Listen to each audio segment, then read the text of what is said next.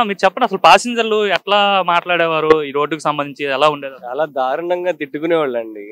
అసలు ఈ రోడ్ అనేది దగ్గర దగ్గర నాకు తెలిసినంత వరకు మేము సర్వీస్ లోకి వచ్చి 5 ఏళ్ళు అవుతుంది. చాలా ఇబ్బందులు పడా అంటే రెగ్యులర్ గా గుడివాడ నుంచి విజయవాడ సర్వీస్ చేసేవాళ్ళు, డైలీ వర్కర్లు కానివ్వండి, ఎంప్లాయీస్ కానివ్వండి, సంబంధించిన వాళ్ళందరూ వెళ్ళడానికి రావడానికి చాలా అంటే చాలా ఇబ్బంది పడేవాళ్ళు. అందులోనూ అర్ధరాత్రి అనేసరికి 6:30, 7 ఆ ప్రాంతానికి మాత్రం 2 వీలర్స్ వాళ్ళకైతే చాలా మంది చనిపోయిన వాళ్ళు ఉన్నారు.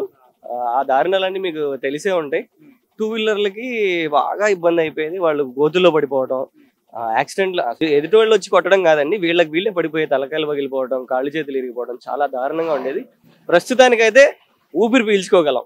సరే అమ్మయ్య ఈ రోడ్ లో వెళ్ళగలరని మీరు ఒకసారి గమనించవచ్చు. కెమెరామెన్ కానివ్వండి, ఎవరైనా ఈ రోజు ఆటోలు కానివ్వండి, కార్లు కానివ్వండి, బైక్లు కానివ్వండి, ఈ రోడ్ లో ట్రాఫిక్ పెరిగింది. మొన్నటి వరకు మేము బస్సులో మాకు తప్పదు కదండి, ప్రొఫెషనల్ గా మాకు ఇదే ఉద్యోగం, ఇదే దారి, ఇదే రోడ్ లో వెళ్ళాలి. ఇవాళ మీరు చూసుకోండి ఎన్ని కార్లు వెళ్తాయో, ఎన్ని బస్సులు వెళ్తున్నాయో, ఎన్ని బైక్లు వెళ్తాయో. చాలా మంచిది అయితే జరిగిందండి.